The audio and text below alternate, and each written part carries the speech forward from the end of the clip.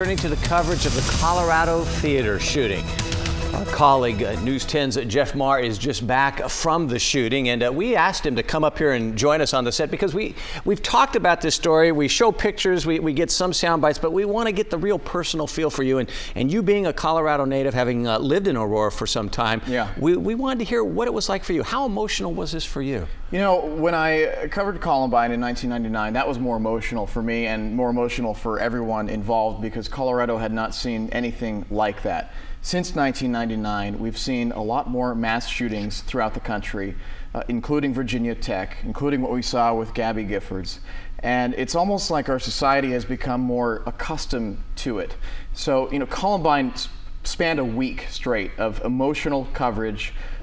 You had counselors having to help out people at the station, our sister station, 9 News, and this one was a little more calm for the people involved covering it, I know, just because it was kind of like an old hat. But the difference here is that it happened in a movie theater. This is territory that we're not used to seeing. I will say that at 9 News, counselors were brought in and a lot of the employees were given counseling to deal with this. But from my perspective, it's hard going back to a place that you used to live and dealing with something like this because it's not an accurate reflection of what Colorado is all about. Colorado is a beautiful state with smart, educated people and just such a diverse culture, but now it has these two black eyes, being Columbine and Century 16. And what was it like being right there at that memorial? We saw it grow over the days. We saw strangers, family members, friends, tears, hugs, just raw emotion? Yeah, and you're sitting right there at this memorial that's constantly growing, and at the same time you're having people walk up and find out at that moment that their loved ones were either hurt or killed in that shooting. And as a journalist, it's a chance for you really to shine as a human being and come across as someone who actually cares and is not there just to get a story, but to actually comfort them and make them feel better. You know, a lot of this business that we're in is about winning and being first and ratings. And it's great to do that, but this all puts it in perspective. This is a chance for you to actually come across as something more and to help that person tell their story and to give them a hug and to reassure them that everything is going to be okay, because it will.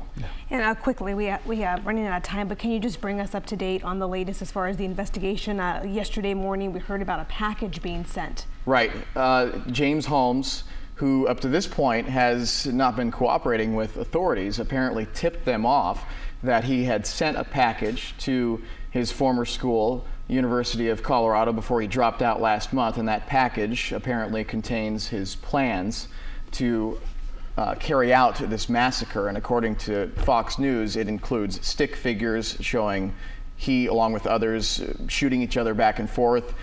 And you know, that's something that the FBI now has possession of. And what we're looking at for Monday is his next court appearance, where he'll be given his formal charges. And unfortunately, Monday, we won't be seeing him in court like we're seeing in this video here. The judge has now banned the cameras from the courtroom. His defense team felt like he couldn't get a fair trial. And I know a lot of people are going to be disappointed with that because it's almost fascinating to try to psychoanalyze this guy in the courtroom to try to figure out what he's thinking. But Monday, it's just going to be a sketch artist. And of course, that's the reason probably why the judge did ban the cameras, because he wants to have an an unprejudiced jury when the case does go to trial. Right. All right, Jeff Maher, thank you. We'll talk to you again in just a little bit. Sounds good. All right. Thanks, Jeff. And we continue to follow the latest out of Colorado. 12 people shot dead in that Dark Knight Rises premiere. That was Friday night, and still the stories that are coming out of it. And we are joined with two of our reporters, Lee Painter, Jeff Maher. You both that morning early were sent to Colorado. We want to just talk about, we were here covering it on our side, but what was it like? Jeff, we'll start with you being there on the front lines. It was, as I was talking about this morning, it was great to get back home, but not under those circumstances. And when you asked me this morning if I ever had to take a personal moment just to get my breath and to think about things, because I think you said that happened to you Friday, it hit you emotionally. It didn't hit me as hard as when I covered Columbine at age 19, because as I said, most of those kids were around my age range at that time, and we also saw a lot of that play out through helicopter footage. Eric Harris and Dylan Klebold shooting it out with police, and the kids running out of the school, and you just felt a bit more surprised, shocked, saddened by that event. This one, we seemed almost a little bit more prepared for it. In this, it wasn't as much of a novelty, was it? Right, yeah. It wasn't. But I will say that had I gone to the hospital and, for example, interviewed Ashley Mosier, who lost her 6-year-old daughter in that theater and came out paralyzed for life, and lost her dad 8 weeks prior to leukemia and has no money, then that would have affected me more. Absolutely. Had I been like the officers who responded to that within 90 seconds and went into the theater and saw the aftermath of Colorado's worst massacre, what looked like a battlefield, and carrying people out and not having luck with some of them, then it would have hit me harder. Yeah. As journalists, we try to keep a little bit of a safe distance from that sort of thing, but it does affect you. If I had my ways, things that it should be different. That's the truth. In this case, people have a villain to focus their anger on. With Columbine, Harris and Klebold killed themselves. With Virginia Tech, Sung-Wee Cho killed himself.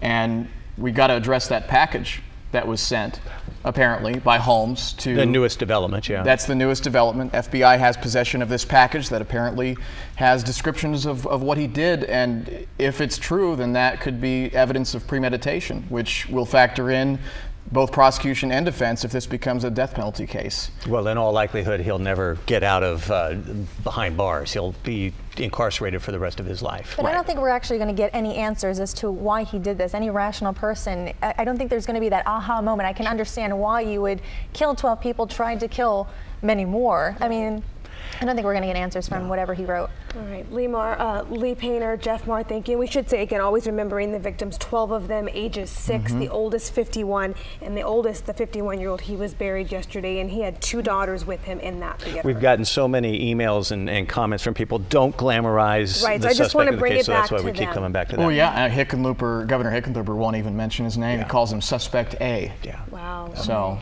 Jeff and Lee, thank you both. Thanks. yep. Right.